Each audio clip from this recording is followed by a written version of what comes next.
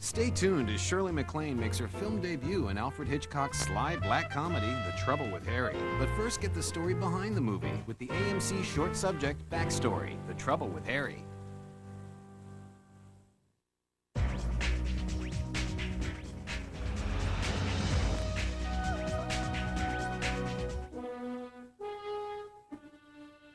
In 1954, Hitchcock set out to make a small, personal film that would express his own uniquely macabre sense of humor.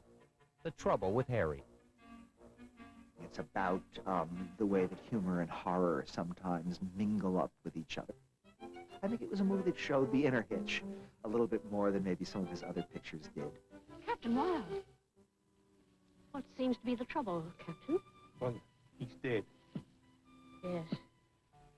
Say that he was. Hitchcock minimized studio pressure with a relatively low $1 million budget and an obscure but promising cast, including John Forsythe, 20-year-old neophyte Shirley MacLaine, and 6-year-old Jerry Mathers, who would soon be the star of TV's Leave It to Beaver. Can I borrow your rabbit, Mr. Marlowe? Sure, honey. What are you going to do with it? You never know when a dead rabbit might come in handy. But the bizarre tale of a corpse named Harry and his 4 possible murderers became one of Hitchcock's most troubled productions. You look at it and you just think they all just went up to Vermont and had this lovely few weeks just making this nice little movie.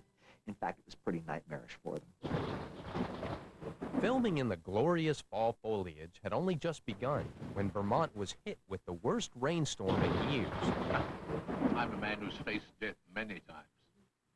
The production retreated to a cover set built in the town gymnasium, but it was impossible to record usable sound there. The roof was tin and the rain was hitting the roof and making noise. So in the end, the production schedule just got totally knocked apart. Then, in an omen of more trouble to come, an 850-pound camera crashed to the floor from a crane, grazing Hitchcock's shoulder as it fell. They had terrible trouble making this movie. They had to finally finish the movie back in Hollywood with a lot of Vermont leaves that they trucked in to kind of deck the place out. By pasting the leaves to background trees, replacing the unusable sound, Thank Providence, the last of Harry. and disguising the head of Harry's LA body double behind a stump, Hitchcock was able to complete the film. But when it was released, he faced the biggest trouble of all. The audience hated it. People were just not ready for this from Hitchcock. They wanted action. They wanted thrills. They wanted at least mesmerizing suspense. And that's just not what this movie was about. It doesn't matter to me what an art critic says. In spite of its commercial failure, The Trouble with Harry remained Hitchcock's personal favorite, as the film most true to himself. There's a character in The Trouble with Harry called the Captain. Well, Captain, and did you get over being frightened?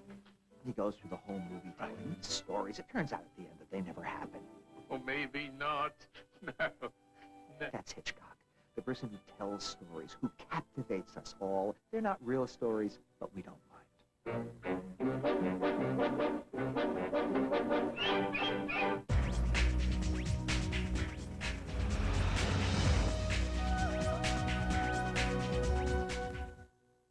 Now that you've seen the story behind the movie, stay tuned for The Trouble with Harry as AMC presents Universal Hitchcock next.